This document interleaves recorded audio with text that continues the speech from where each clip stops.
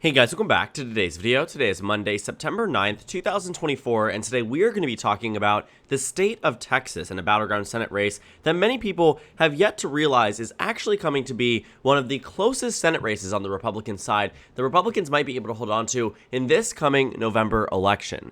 Now, Texas is a state that really hasn't seen much polling across the presidential or even to the Senate or House races that are honestly quite important for the future of our democracy and the future of this nation. The state of Texas has long been heralded as the Republican Party's California for it being a very strong Republican state. You look back at the beginning of the 21st century, Republicans won the state of Texas by 21 points. Democrats only won California by 12. And so at this period of time, states like California and Texas, very populous ones, at the time the two most populous states, if we take out New York, which eventually would become the fourth most populous state today. Point being, though, Texas and California together were these electoral giants that Democrats and Republicans could routinely rely on, and that maintained itself for quite some time. Through 2004, Texas became a Bush plus 23 state, and California became a Democrat plus 10 state. Then in 2008, Democrats won California by 24, and John McCain won Texas by 12. And then things sort of evened out. In 2012, Obama won California by 23, the Republicans won Texas by 16. But then, as time went on, Texas became the narrower state, whereas California only became more Democratic. Now, Texas now in the most recent election went to Donald Trump by a margin of 5.6%, not at all a massive margin, and one that I think Republicans really look at with concern and worry, not for this election, but 2028 and beyond. And they do so with reason, because as I showed you, Texas has taken a pretty significant turn to the left in just around 8 years. From 2012, Romney won it by 16. Today, the last margin of victory for a Republican was just 5.6%. If you average out those differences and the trend line continues, Kamala Harris would come within a whopping margin of victory of winning the state of Texas, which would be phenomenal for the Democratic Party, but also something that would be entirely unprecedented. Now, I'm not going to say that Kamala Harris is going to win the state of Texas, but the Senate race here is one the Democrats are now in a far more winnable place than they were before. Now, I promise you, I came up with the title of this video before I saw this article talking about Colin Allred shrinking this lead here, and I think it's actually quite relevant. Because what we are seeing is that Colin Allred is a representative from the state of Texas, a Democrat that had long been seen as someone who really can't win this race, someone who's seen as a sacrificial lamb. In the same way, I even saw people like John Ossoff being mentioned back in Georgia. And when I mentioned the article, I actually meant the Newsweek one using the word striking distance, because I promise you that is something that is pretty common in discussing polls like this, because it is true. It is true that Texas is narrowing up to a point where Colin Allred, the Democrat, who again was long seen as this sacrificial lamb for the party, who is now coming within a point where he could even win this thing. Now, I don't think he's going to beat Ted Cruz as of today. There's a lot of work to do, and there's not a lot of time to do it. But the narrowing of this race really goes to show that Ted Cruz, as a senator, is quite unpopular to a point where Democrats are now in a position where they could actually win a Texas Senate race, and the last time Democrats even got close was again with Senator Ted Cruz. And it's because he's uniquely unpopular, which these polls actually show us, is that Ted Cruz is someone who voters really don't adore across the state. Granted, Democrats are benefiting from the fact that Kamala Harris comes within 4 points in the state of Texas, which in its own right is a monumental feat for the Democratic nominee, largely because Texas being narrower than it would be in 2020 would point in every direction to the country moving in favor of Kamala Harris and her winning the presidency. And while I'm not going to say here and sit here and tell you that this election is at it all wraps, I think we're at a 55-45 margin in terms of odds at victory right now with Kamala Harris being in the advantage, but still anybody's game, still very much a very strong possibility that Donald Trump is reelected. This Texas number is still alarming, because if Donald Trump does in fact win re-election and he loses ground in Texas, ground practically anywhere, would be a telling sign that some of these states, especially Texas, are on the radar for Democrats in the future and well within reach in future elections, if not this one. But the reason why the Texas Senate race here is also something that comes in as important is because what we find in the Senate race is that Colin Allred, while slightly running behind that of Kamala Harris, Ted Cruz runs 2 points behind Donald Trump. Now, the reason for this is because voters in Texas, Republicans, Democrats, Independents, largely disapprove of Ted Cruz. Republicans still, the majority of them approve of his job performance as senator, but his approval rating is very, very poor compared especially to some other swing state senators. You can see people like Sherrod Brown who have an approval rating above 50%. You can see other people across the country, not necessarily just in Ohio, John Tester in Montana, largely approved of as the Democratic senator from a Trump plus 15 state. Ted Cruz, being a Republican senator from a Trump plus 6 state, is disapproved statewide. And we saw this in full force, like I mentioned, in 2018, when Beto O'Rourke, then also a representative from the Democratic Party, who was long seen as a sacrificial lamb for the state party, somebody who was not going to win the Senate race, but was trying to give Ted Cruz a run for his money, and so he did. In the Senate race results, Ted Cruz ended up defeating Beto O'Rourke by a margin of less than 3 points, 2.6% across the state of Texas. This is a state that Donald Trump 2 years prior had been able to win by 9 points over Hillary Clinton. So if that speaks to the level of unpopularity that Ted Cruz has against, in comparison to that of Donald Trump, it is quite monumental. And Beto O'Rourke, I will say, was a once-in-a-generation candidate for Texas at the time. He very much lost a lot of his electoral prowess after the 2020 Democratic nomination stint where he ran for president. He said, we're going to take AR-15s away, and sure, quotes can be taken in and out of context, but in a state like Texas, he was long seen as more of a centrist, more moderate Democrat when he ran for Senate. Now he's seen as more extreme and more left-wing, and to be fair, maybe his policy positions haven't necessarily changed, but the voters' opinions of him absolutely did. And so Colin Allred very much has been trying to kind of replicate what Beto O'Rourke did in 2018, and for a while it looked like there wasn't much moving. And that's largely because Donald Trump was doing so well against Joe Biden in the matchup against him in the state of Texas. We saw across the state, in the final set of polls before Joe Biden dropped out of the race, Trump was ahead by 9 and 10 points. That was a 4 to 5 point improvement off of where he was in 2020, and that was largely in line with the improvements we were seeing for Trump against Biden across a number of other states. Now, when you take a look at the new average, it's a bit misleading. It says Trump is up by 7 points, but I want you to take a look at that third poll that's being taken into account. A poll taken all the way back in January that shows Trump with a 13-point lead. Any recent poll shows Trump ahead by 5 points or 4 points, giving the average here roughly Trump plus 4.5, largely in line with that of what we're seeing from the Hill and Emerson College, not to mention largely in line with the shifts we are seeing in performance in comparing Trump versus Biden. North Carolina being a perfect example, Trump is ahead against Biden by 5.4%. Against Harris, that lead is 0.7%.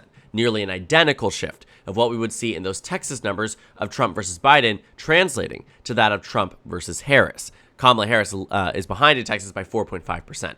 But when it comes down to the Senate polls, again, we're looking at data points that in the era of Kamala Harris's candidacy really show good results for that of Colin Allred. Now, this University of Texas poll, I will say I approached with caution. I think the name ID for both of these candidates is far higher than what was being led on. I do not believe that we're talking 40 to 45% of the state that is willing to vote for a Democrat also knows who Colin Allred is. These numbers don't necessarily add up entirely. And what we have seen pretty consistently is that in a lot of the recent data, even some internal numbers that we're seeing, Ted Cruz's campaign and the NRSC is also getting quite worried, given that they're funding Texas again. We're seeing that Colin Allred is running roughly ahead of that of Kamala Harris, not to mention the fact that across the state, we have seen Colin Allred do a lot better in terms of enthusiasm and support, largely because he is distancing himself from the top of the ticket, which is quite a smart move if you're asking anyone who knows Texas politics.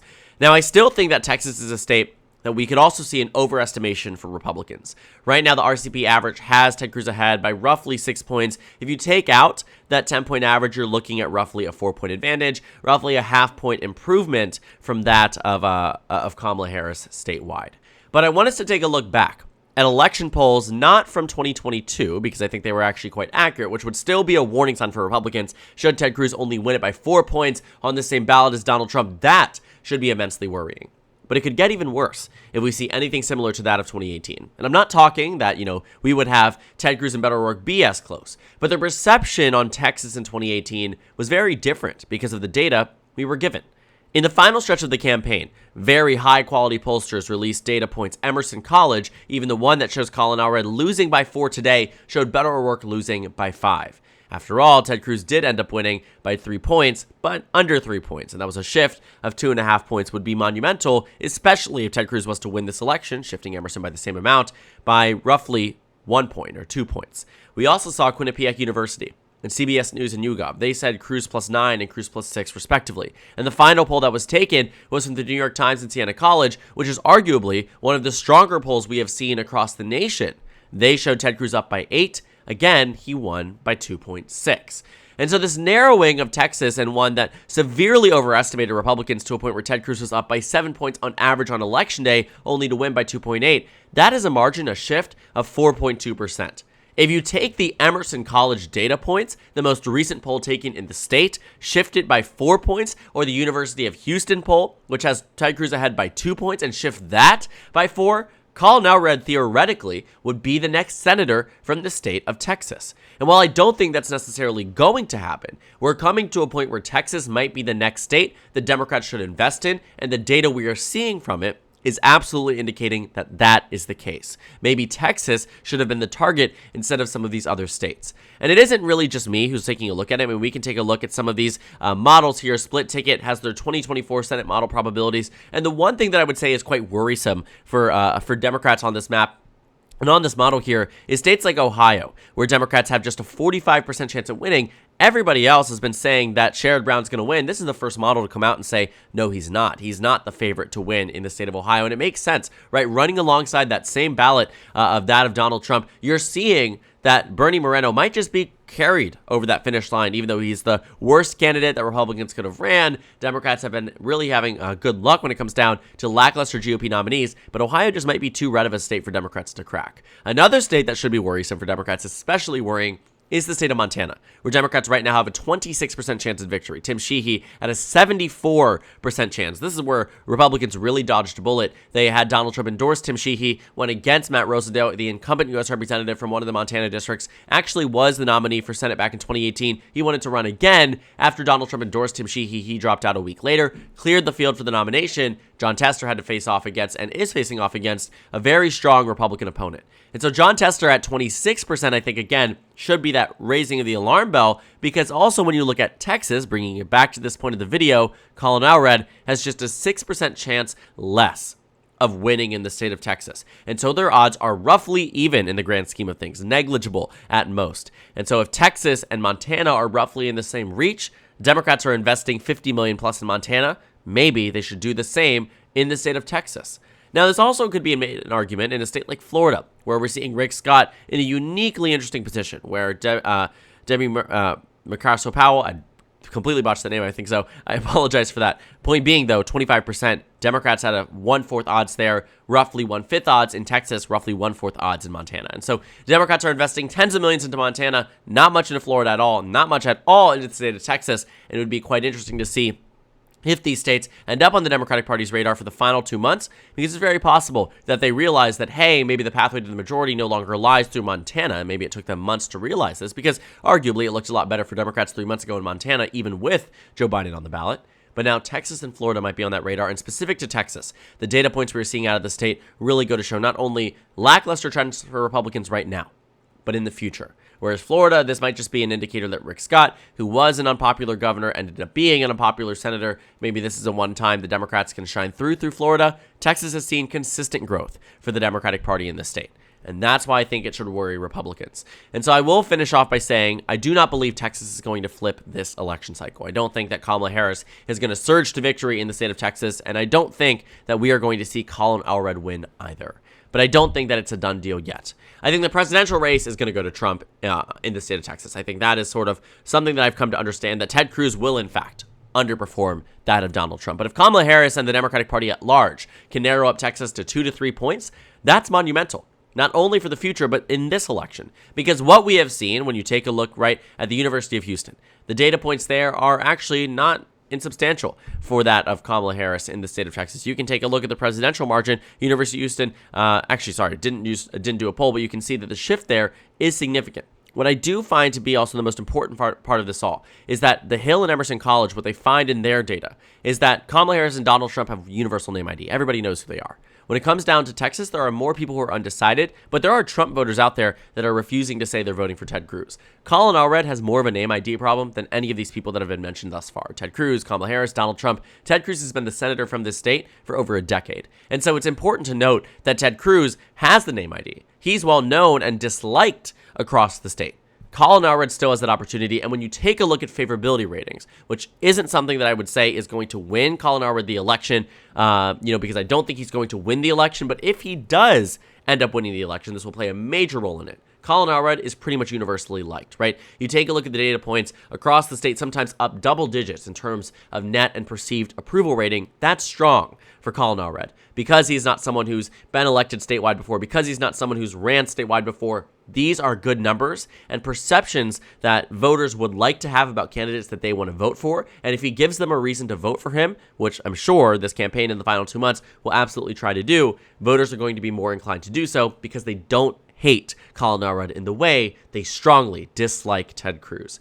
And so I'd be interested to see what this final margin of victory will be for Ted Cruz in Texas. Maybe there won't be a margin of victory for Ted Cruz and maybe Kamala. I will admit, looking at this from 2 months out from the election, this is something that very clearly should have been on the Democratic Party's radar for months on end. Should have been investment, should have been a lot of intentionality into how and when they did this.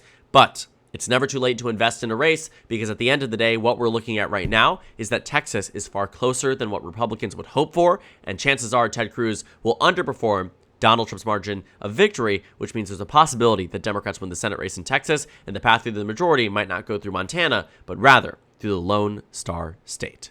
So thank you guys so much for watching this video. Make sure to comment down suggestions below. Subscribe on the left if you haven't already, and check out the Instagram and Twitter. At the top left of the screen, there's also a Discord server for you to go ahead and join. On the screen, there's a video you can watch, then a playlist for my 2024 Senate election analysis videos. Again, thank you guys so much for watching, and I will see you all later today.